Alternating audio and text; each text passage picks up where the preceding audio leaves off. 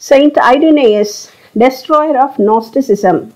He was a Greek bishop noted for his role in guiding and expanding Christian communities in the south of France and for the development of Christian theology by combating heresy and defining orthodoxy. Originating from Smyrna, he had seen and heard the preaching of Polycarp, the last known living connection with the apostles.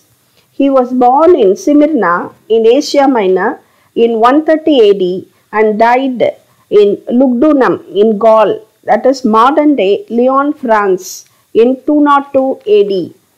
He was brought up in a Christian family rather than converting as an adult.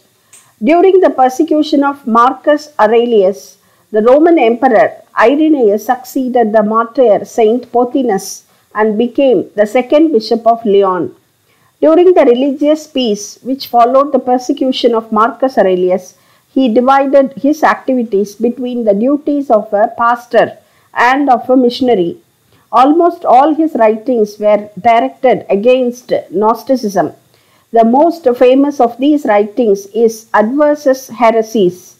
In Book 1, Irenaeus talks about the Valentinian Gnostics and their predecessors, who he says go as far back as the magician Simon Magus. In Book 2, he attempts to provide proof that Valentinianism contains no merit in terms of its doctrines. In Book 3, he purposed to show that these doctrines are false by providing counter evidence gleaned from the Gospels. Book 4 consists of Jesus' sayings, and he also stresses the unity of the Old Testament and the Gospel.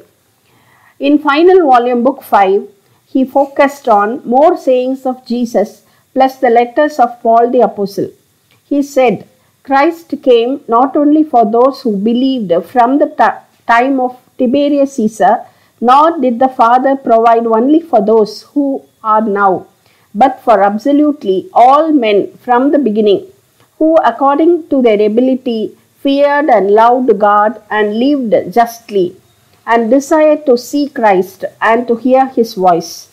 He argued that the true gnosis is in fact knowledge of Christ, which redeems rather than escapes from the bodily existence. He also wrote the demonstration of the apostolic preaching, that is the proof of the apostolic preaching. This work seems to have been an instruction for recent Christian converts. Eusebius attests to other works by Irenaeus, including number 1, On the Ogdoad, that is about Gnosticism, a group of 8 divine beings. Second one, Untitled Letter to Blastus regarding Schiism. Third one, On the Subject of Knowledge. Fourth one, On the Monarchy, or How God is not the cause of evil. Fifth one, On Easter. He exercised wide influence on the generation which followed. He classified as scripture not only the Old Testament but most of the books now known as the New Testament, while excluding many Gnostic works which claimed scriptural authority. He argued that since he could trace his authority to Jesus and the Gnostics could not, his interpretation of scripture was correct. Before Irenaeus, Christians differed as to which gospel they preferred. The Christians of Asia Minor preferred the Gospel of John. The Gospel of Matthew was the most popular overall. He asserted that 4 Gospels, Matthew, Mark, Luke and John, were canonical scriptures. The central point of his theology is the unity and the goodness of God, in opposition to the Gnostics' theory of God, a number of divine emanations. He uses the Logos theology, which used by Apostle John. He prefers to speak of the Son and the Spirit as the hands of God. His famous quotes were, Jesus Christ, in his infinite love, has become what we are, in order that he may make us entirely what he is. The glory of God is a human being fully alive, and to be alive consists in beholding God. Through a tree we were made debtors to God, so through a tree we have our debt cancelled. No man can know God unless God has taught him. That is to say, without God, God cannot be known.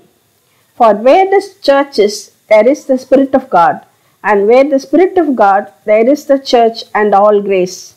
The church has been planted as a paradise in this world. His name means peace. He is considered to be a famous early church father who said, Jesus revealed God to men and presented men to God. Life in man is the glory of God. The life of man is the vision of God. The Son was with the Father from the beginning. Thank you.